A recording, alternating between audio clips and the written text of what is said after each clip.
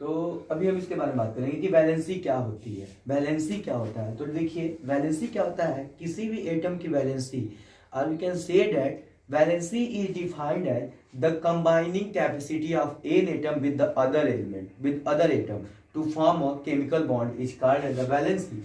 Valency is defined as the combining power of an element with other atom to form a chemical bond which is known as the valency। मैं आपको बता दूं, बच्चे बहुत ज़्यादा confuse रहते हैं केमिस्ट्री में कि सर कोई भी रिएक्शन कैसे हो जा रहा है, कैसे हमको पता चल रहा है। जैसे मान लो जो NaCl का फॉर्मेशन होता है, NaCl के साथ ही कंबाइन होकर NaCl बना रहा है। तो आप देखिए यहाँ पे कुछ नहीं रटना है, मैं आपको बता दूं, अगर आपको केमिकल्स के यानी कि जो भी हमारे एलिमेंट्स हैं उसकी वैलेंसी पता होगी तो आप बहुत ही इजी वे से किसी भी केमिकल इक्वेशन को बैलेंस भी कर पाओगे और उसी बेस पे हम केमिकल इक्वेशन राइट भी कर पाएंगे। तो आप लोग इसमें घबराए मत, कुछ वैलेंसी मैं आपको बता दूंगा, वैलेंसी चार्ट, लेकिन उसके सबसे पहले हम निकालने का तरीका सीखते हैं कि वैलेंसी कैसे फाइंड करते हैं। अब देखिए वैलेंसी होती क्या है। जैसे कोई भी अगर एलिमेंट है, कोई भी एलिमेंट होगा तो उसके जो एटम होंगे वो क्या होते हैं, उसमें इलेक्ट्रॉन्स के जैसा जितना उसका एटॉमिक नंबर होगा उतने उसमें इलेक्ट्रॉन होंगे। अब देखिए, अब जैसे अगर आप सपोज करो कि इसका इलेक्ट्रॉनिक कॉन्फ़िगरेशन कैसे लिखेंगे, तो इलेक्ट्रॉनिक कॉन्फ़िगरेशन लिखने का तरीका होता है 2 8 फिर 18, उसके बाद से कितना आता है 32। ये बोर्स रूल है कि 2n स्क्वायर के अकॉर्डिंग उसका क्या होता है, इलेक्ट्रॉनिक कॉन्फ़िगरेशन लिखते हैं। अब इलेक्ट्रॉनिक कॉन्फ़िगरेशन लिखने के बाद हमें पता चलता है कि उसके आउटर ऑर्बिट में, उसके आउटर यानी कि जो सबसे बाहर वाला ऑर्बिट है उसमें कितने इलेक्ट्रॉन है। अगर उसमें इलेक्ट्रॉन जितने पाए जा रहे हैं वो बैलेंस है, यानी कि उसका ऑक्टेट कंप्लीट है, यानी कंप्लीट ऑक्टेट है, यानी कि उसके जो बॉन्डिंग कैपेसिटी कंप्लीट है, तो क्या होगा, उसकी वैलेंसी 0 हो जाएगी, क्योंकि किसी ना इलेक्ट्रॉन को लेगा और ना ही किसी को रिलीज करेगा। अब हम एक एग्जांपल से सोडियम की वैलेंसी कैसे फाइंड करेंगे, चलिए सोडियम को लेके चलते हैं। आप जानते हैं सोडियम, देखिए सबसे पहले बात करते हैं हम सोडियम की, Na, इसका एटॉमिक नंबर कितना होता है 11, एटॉमिक नंबर होता है 11। अब क्या करेंगे हम इसका, अब इसका हम स्ट्रक्चर बना रहे हैं सोडियम का स्ट्रक्चर बना रहे हैं। 11 इलेक्ट्रॉन होंगे, 11 प्रोटॉन्स होंगे, तो ये हमारा न्यूक्लियस हो गया, न्यूक्लियस। इसमें आपका क्या होगा, प्रोटॉन और न्यूट्रॉन। अब देखिए इसमें 11 इलेक्ट्रॉन। अब मैं आपको बता दूं कि इसका इलेक्ट्रॉनिक कॉन्फ़िगरेशन लिखेंगे। इलेक्ट्रॉनिक कॉन्फ़िगरेशन लिखने का तरीका क्या होता है इसका, 2n स्क्वायर, जिसको कि बोर रूल कहते हैं। क्या कहते हैं, बोर रूल। यानी कि बोर ने बताया था कि किसी भी एलिमेंट के ऑर्बिट में इलेक्ट्रॉन 2n स्क्वायर के अकॉर्डिंग क्या होते हैं, फिल होते हैं। अगर हम यहाँ n की वैल्यू 1 पुट करें, यानी कि n की वैल्यू 1 का मतलब कौन सा सेल होगा, K सेल होगा। क्या होगा, K सेल। तो K सेल में कितने इलेक्ट्रॉन्स आएंगे, तो 2 into 1 पे पावर 2, इट्स मीन दैट 2, यानी कि 11 इलेक्ट्रॉन है। तो पहला रूम में यानी कि जो भी ऑर्बिट होगा, जो भी सेल होगा, उसमें मैक्सिमम 2 इलेक्ट्रॉन हो सकते हैं। यानी कि देखिए पहला ऑर्बिट बना दिया हम, इसमें कितने इलेक्ट्रॉन, 2, एक यहाँ हो गया, एक यहाँ हो गया। फिर देखिए उसके बाद से n की वैल्यू 2 पुट करें, n इक्वल टू 2 पुट किए, यानी कि k के पास क्या था, l आ गया। तब देखिए यहाँ पे कितने इलेक्ट्रॉन आएंगे, 2 into 2 पे पावर 2, यानी कि देखिए 2 into 4 is equal to 8 electron. यानी कि जो सेकेंड ऑर्बिट होगा हमारा, उसमें कितने इलेक्ट्रॉन होंगे, यहाँ पे 8 इलेक्ट्रॉन। कितने होंगे, 8, 1 2 3 4 5 6 8 इलेक्ट्रॉन। अभी देखिए हमारे पास कितने इलेक्ट्रॉन है, 11, और कितने इलेक्ट्रॉन कैपेसिटी अपना प्लेस ले लिए, 1 2 और 8 2 10 हो गए। यानी कि पहले में कितना आया था हमारा 2 और दूसरे में कितना गया 8। अब बचा कितना, एक बचा, तो एक बचा तो आउटर मोस्ट ऑर्बिट में जाएगा। उसके लिए इसको करने की जरूरत नहीं है, वो किस में जाएगा, लास्ट वाले ऑर्बिट में। लास्ट वाले ऑर्बिट में जो इलेक्ट्रॉन जाएगा वो कितना हो गया हमारे पास, 1 इलेक्ट्रॉन हो गया। यहाँ पे सपोज करिए 1 इलेक्ट्रॉन, तो 1 इलेक्ट्रॉन हो गया। अब यहाँ पे आप देख रहे होंगे कि 2n स्क्वायर के अकॉर्डिंग इसको फिल किए थे। अब हम यहाँ पे इसकी वैलेंसी यानी कि लास्ट ऑर्बिट में कितना आ गया हमारा, 1 इलेक्ट्रॉन। आप देखो इधर ध्यान से, थोड़ा सा बात करेंगे हम इसमें फिर से आपसे। देखिए इधर इसके लास्ट ऑर्बिट में कितना होगा, ये आउटर ऑर्बिट है, आउटर ऑर्बिट है, और ये हमारा कौन सा सेल था, ये था हमारा K सेल, ये था L सेल, और ये था कितना, KL M सेल। यानी कि M सेल में आया और आउटर ऑर्बिट में कितने, 1 इलेक्ट्रॉन है, यही इलेक्ट्रॉन। अब सुनिए, अब इस सोडियम का जो रिएक्टिविटी रहेगी, यानी कि सोडियम किसी मेटल के साथ रिएक्शन करेगा तो कैसे एटम्स का फॉर्मेशन, कैसे बॉन्ड का फॉर्मेशन होगा, इस इलेक्ट्रॉन पे डिपेंड करता है। यानी कि आउटर मोस्ट ऑर्बिट के जो इलेक्ट्रॉन होते हैं वो ये बताते हैं कि how many bonds are form between the given atom and the other. यानी कि यहाँ पे एक इलेक्ट्रॉन है, यानी कि इसी को बोलेंगे आउटर मोस्ट इलेक्ट्रॉन। अब क्या होगा समझ, यहाँ पे देखिएगा इसके लास्ट ऑर्बिट में कितने इलेक्ट्रॉन है, 1, और कितने हो सकते थे, यानी कि थर्ड ऑर्बिट है ना, तो देखिए 2l² के अकॉर्डिंग, यानी कि 2 × 3 पे पावर 2, यानी कि 2 × 9 = 18। इसमें कितने इलेक्ट्रॉन हो सकते थे, 18 इलेक्ट्रॉन हो सकते, लेकिन हमारा भरा कितना है, ओनली 1 इलेक्ट्रॉन, यानी कि 18 इलेक्ट्रॉन हो सकते लेकिन एक ही भरा है। अब बताइए क्या 17 इलेक्ट्रॉन को इसमें लाके भरेंगे, नहीं। आप इसको ऑक्टेट कंप्लीट करना है ना, आपको ये करना है कि स्टेबल हो जाए। यहाँ पे ये बेचारा अकेले इधर उधर घूम रहा है, बेचारा परेशान है, इस परेशान इलेक्ट्रॉन को ही क्या करना, ठिकाने लगा दोगे तो इसकी वैलेंसी पता चल जाएगी। अब देखो इस इलेक्ट्रॉन को क्या करेगा, ये बहुत ईजी वे से, बहुत कम ही हीट, थोड़ा सा हीट प्रोड्यूस करोगे, ये क्या करेगा, कूद के बाहर निकल जाएगा, और बाहर निकल गया, यानी कि इसके इट है कैपेसिटी टू डोनेट 1 इलेक्ट्रॉन। और इसलिए हमारा क्या होता है, सोडियम के पास, सोडियम आयन में क्या होता है, Na पे पॉजिटिव चार्ज भी होता है। और मैं आपको बता दूं, और इसकी वैलेंसी कितनी होती है, इसकी वैलेंसी होती है +1 वैलेंसी होती है। यानी कि सोडियम की जो वैलेंसी होती है कितनी होती है, +1। अब देखिए जब सोडियम की वैलेंसी +1 हो गई, इसके आउटर मोस्ट ऑर्बिट में बस कितने, 8 और 2 10 इलेक्ट्रॉन हो गए, आर्गन का स्ट्रक्चर ले लिया, नोबल गैस हो गया। चार्ट की तो मैं आपको कुछ एलिमेंट्स का दिखाऊंगा, अगर आपके पास रिक्वायरमेंट होगा कि नहीं सर मुझे सबकी वैलेंसी चाहिए तो आप कमेंट करिएगा, मैं उसी में उस कमेंट बॉक्स में ही क्या करूंगा, वैलेंसी चार्ट को पिन कर दूंगा, तो आप उसको देख लीजिएगा। लेकिन मैं निकालने का तरीका आपको बता दे रहा हूँ, एक एक एलिमेंट का लेके चलते हैं। हम स्टार्ट करते हैं हाइड्रोजन से। हाइड्रोजन क्या होता है, हाइड्रोजन की वैलेंसी हाइड्रोजन का एटॉमिक नंबर कितना होगा, हाइड्रोजन H होता है, 1H बोला जाता है। तो इसमें नंबर ऑफ इलेक्ट्रॉन, प्रोटॉन कितने होंगे, 1, नंबर ऑफ इलेक्ट्रॉन कितने होंगे, 1। इसका इलेक्ट्रॉनिक कॉन्फ़िगरेशन करेंगे तो पहले ऑर्बिट में भरेगा, एक ही इलेक्ट्रॉन आएंगे, और इसकी वैलेंसी कितनी हो जाएगी, 1 हो जाएगी। ठीक, उसके बाद आता है हमारा क्या, पहले नंबर पे ये था, सेकंड नंबर पे आता है हमारा क्या, 2He, यानी कि हीलियम जैसा कि जानते हैं। इसमें नंबर मैं आपको बताया था कि number of proton is equal to number of electron, अगर इसमें कोई आयन का फॉर्मेशन नहीं हुआ है तब तक। तो आप देखिए 2He हुआ ना, तो 2He होने का मतलब क्या हो गया, इसके पास कितने प्रोटॉन है, 2, इलेक्ट्रॉन कितने हैं, 2। अब देखो 2 इलेक्ट्रॉन 2 प्रोटॉन, यानी कि जाहिर बात है इलेक्ट्रॉन जब प्रोटॉन 2 है तो इलेक्ट्रॉन भी कितने होंगे, 2 ही होंगे। अब देखिए पहले ऑर्बिट में कितने इलेक्ट्रॉन भर सकते हैं, पहले रूम में कम से कम 2 इलेक्ट्रॉन आ सकते हैं, तो इसकी वैलेंसी कितनी होगी, बस इलेक्ट्रॉनिक कॉन्फ़िगरेशन करोगे बस 2 ही हो गया इलेक्ट्रॉनिक कॉन्फ़िगरेशन, और इसकी वैलेंसी कितनी हो गई। अब बताइए 2 ही इलेक्ट्रॉन है, 2 इलेक्ट्रॉन है, और एक पहले रूम में कितने आ सकते हैं, मैक्सिमम 2 इलेक्ट्रॉन आ सकते हैं, यानी कि इसकी वैलेंसी कितनी हो गई, 0। हीलियम की वैलेंसी कितना होता है, 0। इसलिए आप पीरियोडिक टेबल में देखोगे कि इसको 0 ग्रुप में रखा गया है। जिन एलिमेंट को 0 ग्रुप यानी कि नोबल गैस, इनर्ट गैस में रखा गया है, उनकी वैलेंसी क्या होती है, 0, क्योंकि उनका ऑक्टेट क्या होता है, कंप्लीट, और वे लेस रिएक्टिव हो जाते हैं। अब इसके बाद से देखिए बात करेंगे यहाँ पे, उसके बाद से क्या होता है, लिथियम। क्या होता है, लिथियम आता है। लिथियम में प्रोटॉन्स कितने हो जाएंगे, 3, इलेक्ट्रॉन कितने हो जाएंगे, 3, और इसकी वैलेंसी, इसका इलेक्ट्रॉनिक कॉन्फ़िगरेशन कितना होगा, पहले ऑर्बिट में 2, फिर दूसरे ऑर्बिट में कितने हो जाएंगे, 1, क्योंकि 3 है तो पहले में 2, दूसरे में कितने, 1। अब क्या करेगा, ये लास्ट वाले ऑर्बिट के एक इलेक्ट्रॉन को अगर रिलीज कर दे तो क्या हो जाएगा, इसका ऑक्टेट कंप्लीट हो जाएगा, ये भी हीलियम का स्ट्रक्चर ले लेगा। तो एक इलेक्ट्रॉन यानी कि इसकी वैलेंसी कितनी हो गई, +1, इसको बोलेंगे, क्या बोलेंगे, +1। यानी कि जब when an element release electron, then there is apply a positive charge on it, and when element accept electron, अगर कोई एलिमेंट इलेक्ट्रॉन को एक्सेप्ट करता है, then is the charge of negative sign, यानी कि तब उसके ऊपर क्या होता है, निगेटिव चार्ज आता है। यानी कि अगर किसी एलिमेंट, जैसे मान लीजिए कोई एलिमेंट हमारा ऐसे सपोज करिए x कोई एलिमेंट है, x इस पे पॉजिटिव लगा हुआ है, इसका मतलब क्या है, इसमें जितने इलेक्ट्रॉन थे उसमें से एक इलेक्ट्रॉन क्या हो गया, बाहर निकल गया। और इसी एलिमेंट पे अगर मान लीजिए निगेटिव लगा हुआ है, इसका मतलब इसका जितना इलेक्ट्रॉन था उसमें एक इलेक्ट्रॉन क्या हो गया, और इंक्रीज हो गया, यानी बढ़ गया। अभी देखिए लिथियम हो गया, फिर क्या आता है, hydrogen, helium, lithium, beryllium.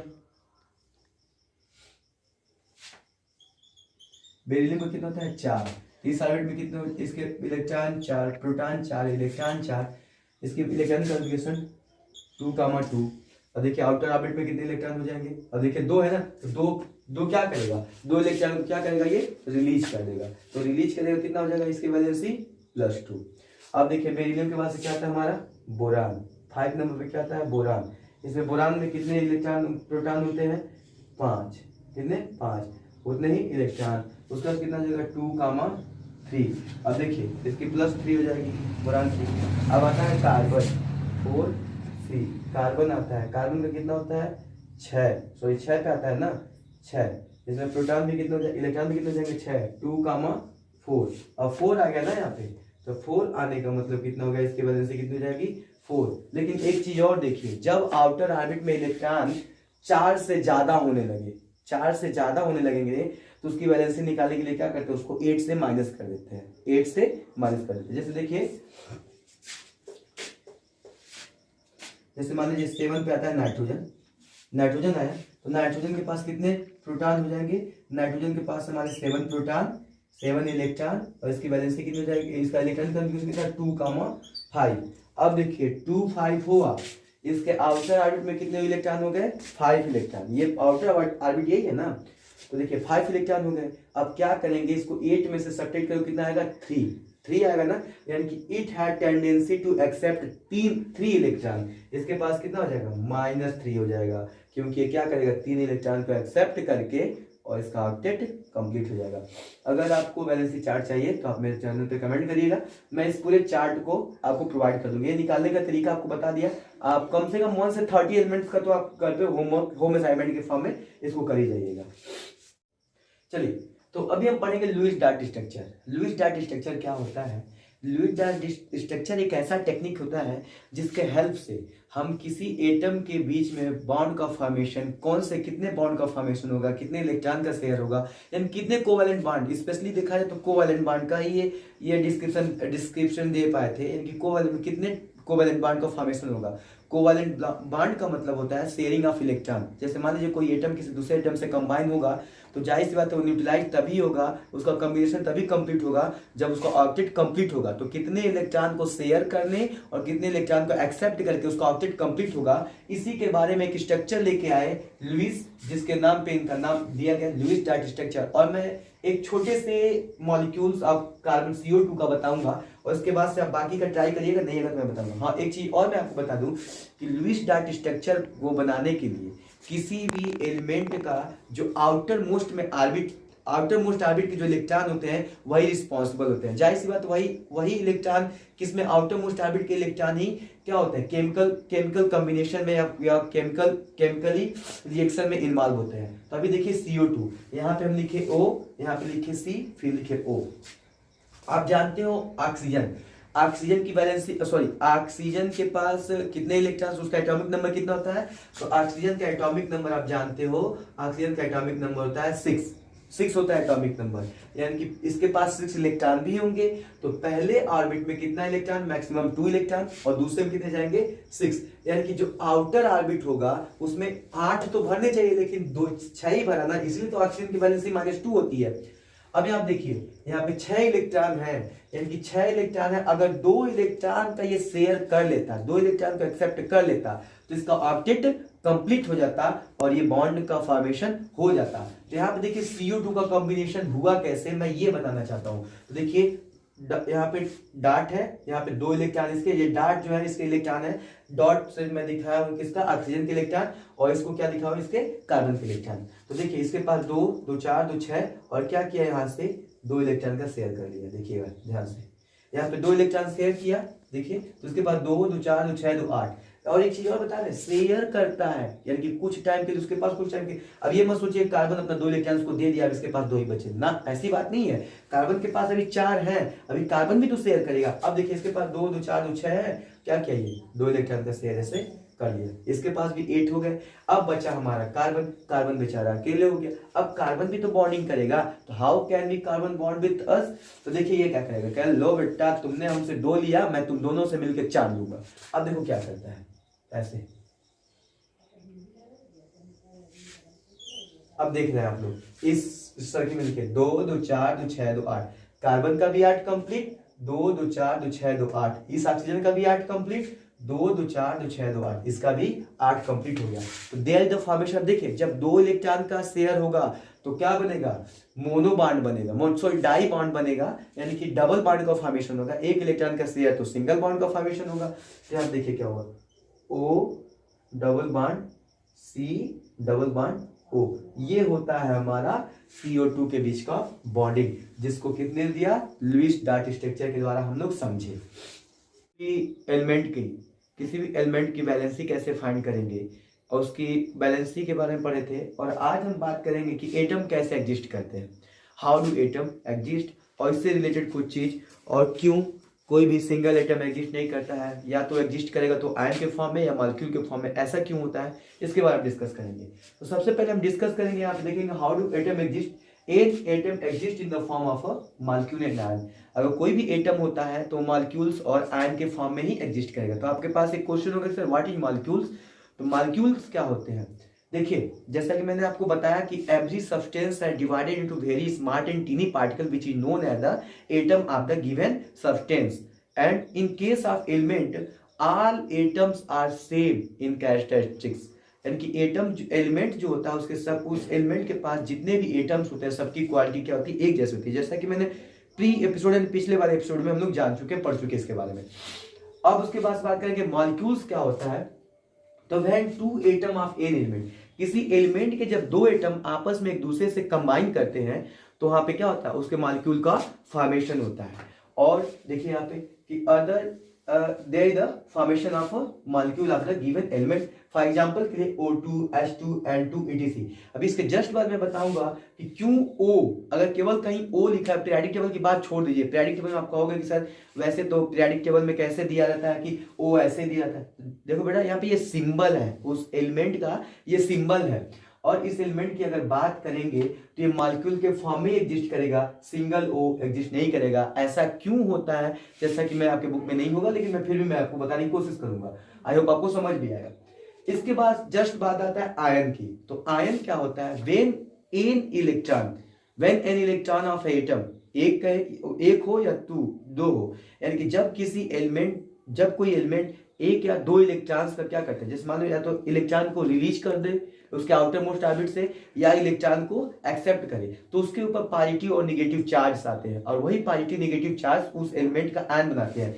When an electron release और accept electron to their outer orbit, then positive and negative charges are come on which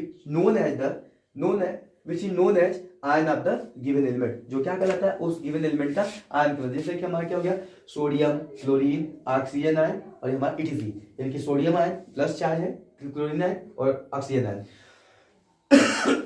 अब मैं आपको यहाँ पे जस्ट बात बताऊंगा कि अगर कोई एटम एग्जिस्ट करता है तो इन फॉर्म ऑफ मॉलिक्यूल ही क्यों होता है, क्यों O2 एग्जिस्ट करेगा, क्यों H2 एग्जिस्ट करेगा, क्यों N2 एग्जिस्ट करेगा। इससे अभी हाउ डू एटम एग्जिस्ट में मैं आपको बताया कि जस्ट इसके पहले जो चल रहा था, यानी कि एटम कैसे एग्जिस्ट करते थे, atom exist in the form of molecules and ion, यानी कि आयन के फॉर्म में ही एग्जिस्ट करते थे। तो यहाँ पे एक क्वेश्चन अराइज होता है जो कि आपके बोर्ड में 10th के बोर्ड में भी बहुत ज्यादा क्वेश्चन से आते हैं कि क्यों जो है हमारा H2, O2 और N2 एग्जिस्ट करता है लेकिन single O, single H, single H exist नहीं करता है। तो हम तो जानते हैं कि जो हमारा एटम होगा मॉलिक्यूलर फॉर्म में एग्जिस्ट करेगा, लेकिन क्यों करेगा इसका कंक्लूजन आप यहाँ देखोगे। देखो ये हमारे पास अभी चलते हैं हाइड्रोजन को लेकर के, हाइड्रोजन है यहाँ पे H2 एग्जिस्ट करेगा। कैसे H2 एग्जिस्ट कर रहा है, H नहीं कर रहा, मैं बता रहा हूँ, देखना। H2 को लिखेंगे क्या, H और H, यहाँ पे लिख दिए। आप जैसा कि सभी जानते हैं कि हाइड्रोजन के पास, हाइड्रोजन का एटॉमिक नंबर कितना होता है, 1 होता है। हाइड्रोजन का एटॉमिक नंबर 1, यानी कि इसमें एक इलेक्ट्रॉन होगा, जाहिर सी बात, और एक इलेक्ट्रॉन है तो इसका ऑर्बिट कंप्लीट है नहीं, क्योंकि पहले ऑर्बिट में तो जाएगा लेकिन इसकी वैलेंसी इसके ऑर्बिट कंप्लीट नहीं होने की वजह से स्टेबिलिटी नहीं आएगी, तो इसको नीड होगी एक इलेक्ट्रॉन की। तो ये कैसे करेगा, तो इसलिए हाइड्रोजन जो सिंगल होता है पीरियडिक टेबल में दिया गया वो अलग की बात, उसका सिंबल है, उसकी बात हम नहीं करेंगे, लेकिन वो बेचारा हाइड्रोजन अकेले एग्जिस्ट नहीं करेगा। तो क्या करेगा, या तो एक और हाइड्रोजन हो जिससे बॉन्डिंग कर सके, या तो किसी अदर एलिमेंट के साथ बॉन्डिंग होगी। अभी देखिए तो यहाँ पे H का कितने इलेक्ट्रॉन है, 1, देखिए हाइड्रोजन के पास एक ही इलेक्ट्रॉन है ना, तो एक इलेक्ट्रॉन है तो पहले ऑर्बिट में 1, तो इसके पास भी कितने, एक इलेक्ट्रॉन। ये क्या किया, इससे शेयर किया, और ये क्या किया, इससे शेयर किया। दोनों के बीच में क्या हो गया, सिंगल बॉन्ड का फॉर्मेशन हो गया। इसी बॉन्ड को हम सिग्मा बॉन्ड भी बोलते हैं। ये सिंगल बॉन्ड का फॉर्मेशन हुआ ना, तो यहाँ पे क्या होगा, H सिंगल बॉन्ड H, यानी कि इन दोनों के ऑक्टेट क्या है, कंप्लीट है, इसलिए H2 एग्जिस्ट करेगा लेकिन H एग्जिस्ट नहीं करेगा। इन द सेम वे इसी की तरह देखिए O2 को मैं बताता हूँ। O2 का देखिए आप लिखे O, यहाँ पे भी लिखे क्या, O। ऑक्सीजन का बताइए, ऑक्सीजन का एटॉमिक नंबर कितना होता है, ऑक्सीजन का एटॉमिक नंबर कितना होता है, आप जानते हो ना। देखिए मैं बता रहा हूँ, 8 होता है ना, ऑक्सीजन का एटॉमिक नंबर कितना होता है, 8 होता है, 8। तो देखिए पहले ऑर्बिट में कितना आएगा, 2, और दूसरे में कितना आ जाएंगे, 6 इलेक्ट्रॉन। इनके इसके आउटर मोस्ट ऑर्बिट में कितने इलेक्ट्रॉन हो गए, 6। 2 इलेक्ट्रॉन लेता तो वैलेंसी कंप्लीट होती है, तो क्या करेगा, 2 इलेक्ट्रॉन का शेयर, और वैलेंसी इसकी होती कितनी है, -2 होती है, यानी कि 2 इससे लेगा, ये 2 इससे, 2 इलेक्ट्रॉन का शेयर कर लेंगे सर। अब देखिए यहाँ पे क्या होगा, ये ऑक्सीजन का कितना हो गया, यहाँ पे 2 2 4 2 6, इस ऑक्सीजन का भी कितना हो गया, 2 2 4 और 2 6।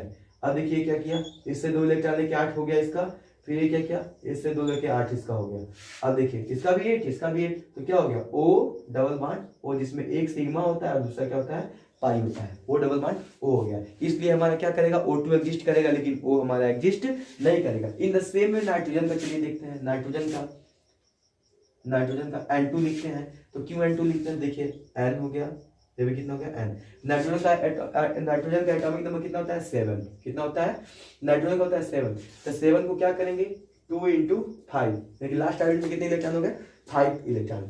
यानी कि अगर 3 इलेक्ट्रॉन्स और मिल जाते तो इसकी वैलेंसी कंप्लीट होती ना, यानी कि इसका ऑक्टेट कंप्लीट हो जाता। अब ऑक्टेट कंप्लीट होता है तो न्यूट्रलाइज होता है, स्टेबल हो जाता। अभी देखिए इसके पास 5 इलेक्ट्रॉन है।